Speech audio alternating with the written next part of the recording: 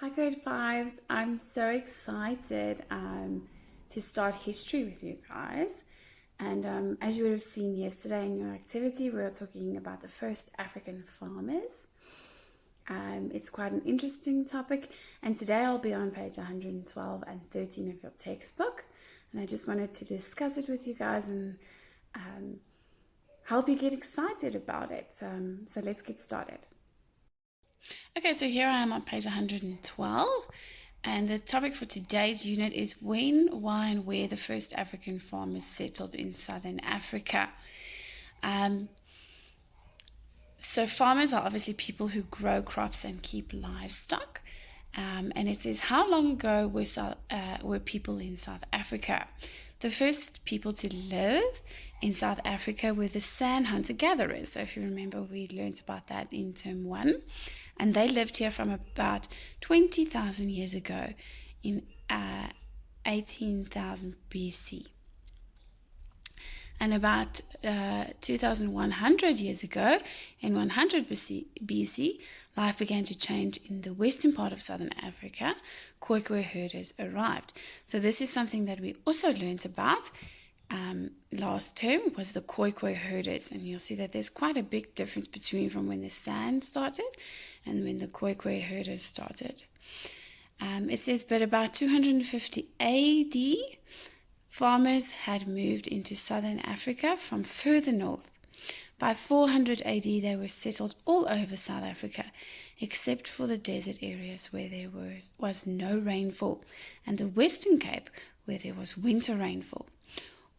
White people from Europe only settled in South Africa in 1652 AD. Now, to understand all these dates of AD, BC can sometimes be confusing, and so it's important for you to know the following. Let's go to this green block together, and it says the letters BC and AD are used to talk about time. AD stands for Anno Domini, and these are Latin words that mean in the year of our Lord. BC stands for the words before Christ.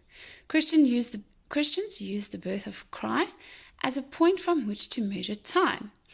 AD dates are counted forwards from the date of Christ's birth until today. BC dates are counted backwards from the date of Christ's birth, and the Christian calendar is used in most countries around the world. Isn't that amazing? Even if people want to pretend like Jesus wasn't important, he most certainly was, because we even look at our points of history from the moment that he was born. So BC is before Christ, and it's counted from his birth backwards.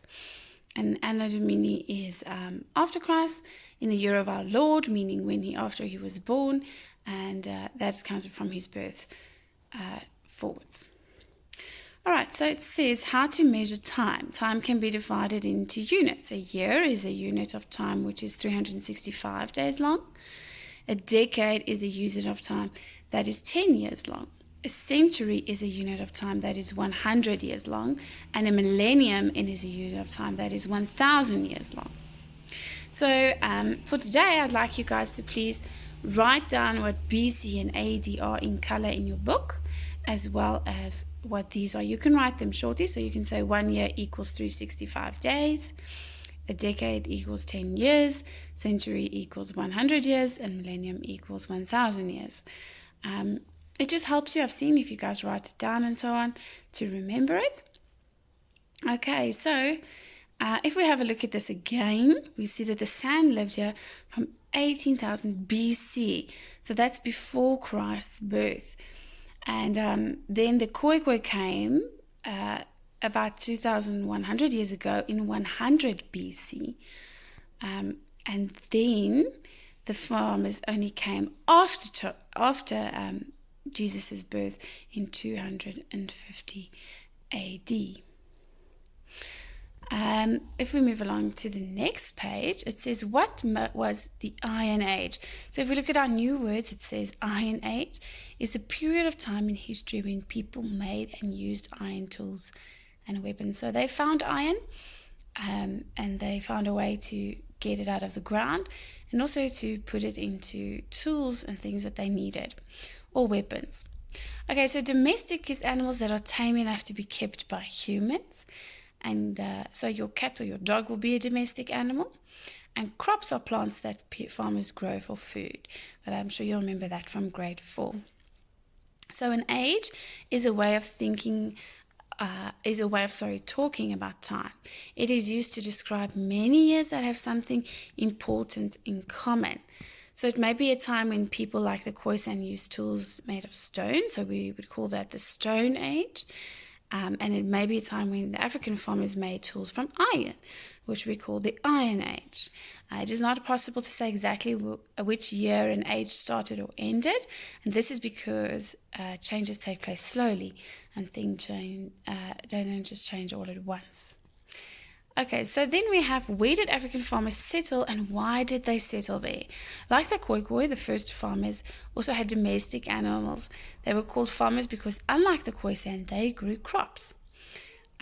They were not nomadic but were settled in large groups. So remember, from term 1, nomadic means you will move around in search of food, and they didn't do this.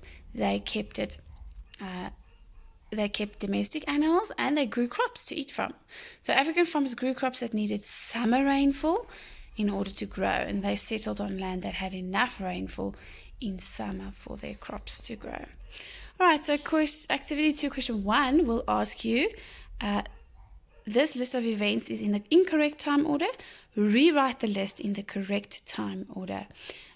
So you will then pick which one happened first, according to the information on page 112, and go underneath. Keep them labeled as A, B, C, and D, even when you jumble their order to put them in the correct order. Just for marking purposes, that will be easier. Then number 2 says, look at the map on page 114 and answer these questions. Were African villages, settlements found to the east or to the west of the rainfall line? And why did they settle here? So if we turn to page 14, we have over here a map showing the summer rainfall areas of southern Africa. And the summer rainfall areas will be green on the map. So tell me, do they have settled east or west of this rainfall line? Okay, guys, and that's all for activity 2. Good luck. I am so excited to be learning about African farmers with you.